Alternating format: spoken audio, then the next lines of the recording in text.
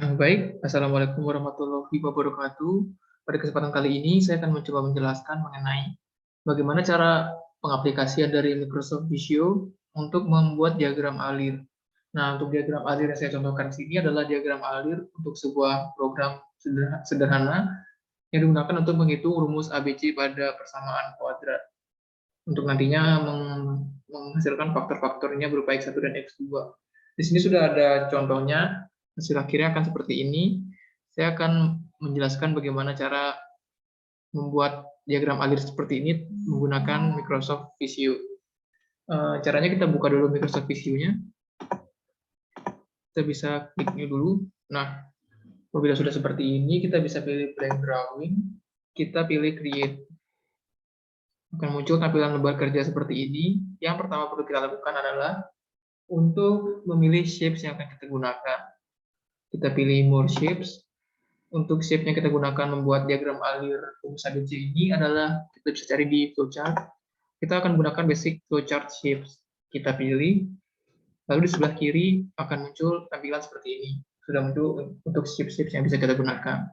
Nah, untuk yang pertama tentu kita bisa pilih start dulu. Di sini start atau N. Caranya adalah kita klik ya, kita drag, kita bawa ke lembar kerja.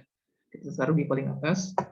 Nah, sudah seperti ini, kita tinggal memberikan tulisan. Caranya bisa kita klik shapes-nya, lalu kita tulis start.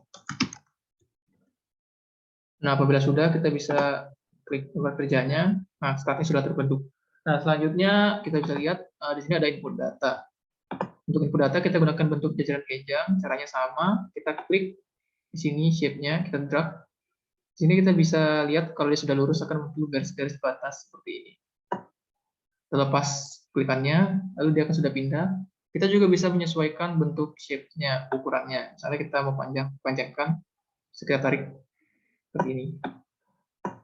Nah, di sini kita untuk tulisannya sama, kita klik shapes-nya, lalu kita klik sini input A, B, C. Nah, sudah. Nah, di sini untuk penghubungnya ini bisa kita buat langsung atau bisa kita buat nanti saja. Sebenarnya sama saja, tapi saya akan membuat nanti saja sekalian di belakang. Nah, untuk selanjutnya kita bisa masukkan decision, yaitu pilihannya. Kita bisa pilih ini yang bentuknya belah ketupat. Kita taruh di sini. Untuk pilihan pertama itu ketika A-nya sama dengan 0. Apabila iya, maka dia tidak bisa dihitung akar-akarnya. Apabila tidak, maka bisa lanjut ke proses selanjutnya. Di sini kita perlu menyediakan dua proses yang di bawahnya untuk proses apabila dia tidak sama dengan 0 A-nya. Lalu kita bisa tambahkan proses di kirinya apabila ternyata A-nya sama dengan 0. Oke, sudah. Selanjutnya kita bisa tulis dulu. Kalau misalnya A-nya memang tidak sama dengan 0, kita bisa cari D-nya. Kita klik rumus D, D sama dengan B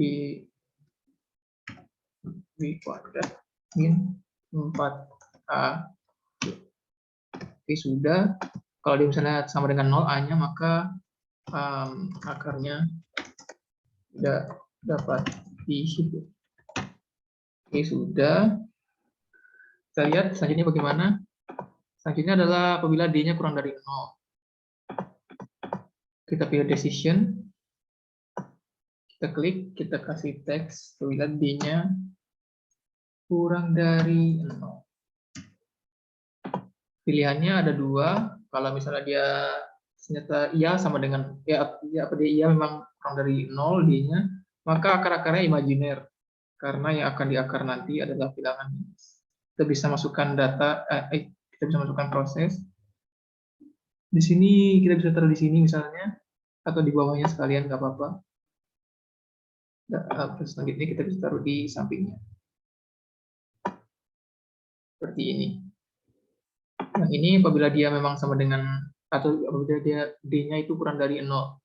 Ini berarti akarnya imajiner. Oke, sudah. Apabila dia tidak kurang dari 0 D-nya, maka dia bisa dihitung. Untuk rumusnya sendiri, yang pertama min B plus kita bisa kurungin dulu. Dikurungin. Ini 2 kurung min B plus D. Ini akar, kita buat pangkat 0,5.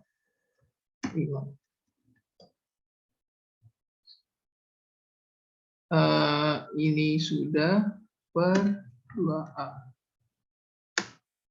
Kita bisa cek kalau sudah benar belum. Sudah, ini kurang ini untuk X1 dengan. Nah, ini shapes-nya bisa kita lebarkan.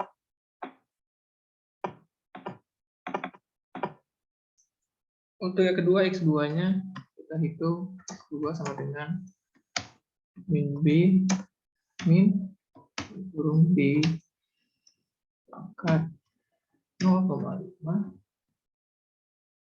tutup kurung per 2. Oke, sudah. X1 dan X2-nya sudah. Selanjutnya kita bisa ke bagian akhir, yaitu apabila ternyata X1 dan X2-nya bisa dihitung, maka akan ada proses satu lagi. Ini, oke. Kita bisa klik.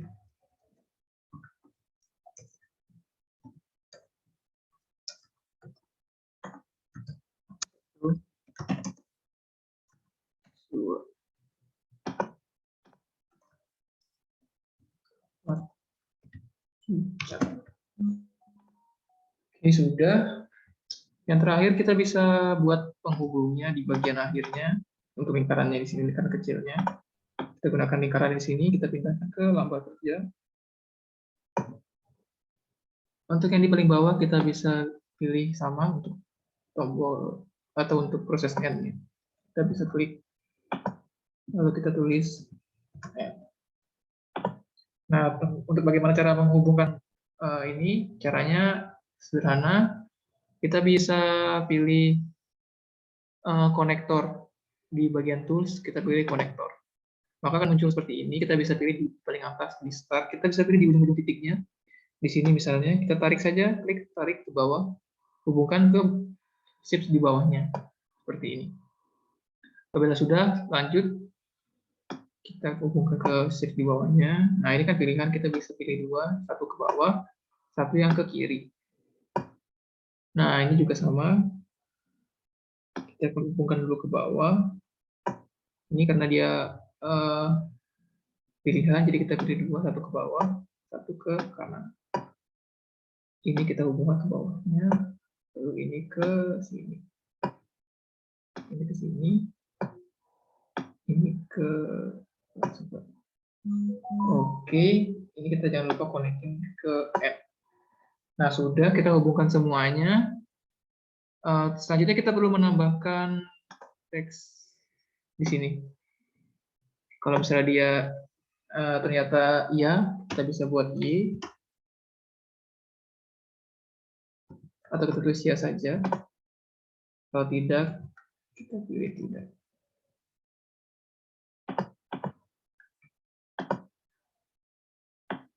Jangan lupa setiap kita memilih tombol-tombol untuk keluar dari select-nya, kita bisa klik escape ya. Ini ya-nya kita bisa taruh di sini, tidaknya bisa kita taruh di sini. Selanjutnya sama, kita tambahkan teks. Kalau misalnya iya,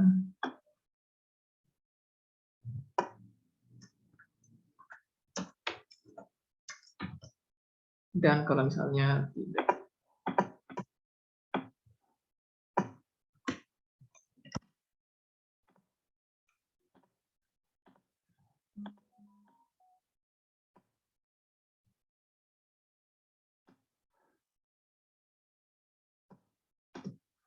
Oke, kurang lebih seperti ini cara membuat flowchart menggunakan Microsoft Visio.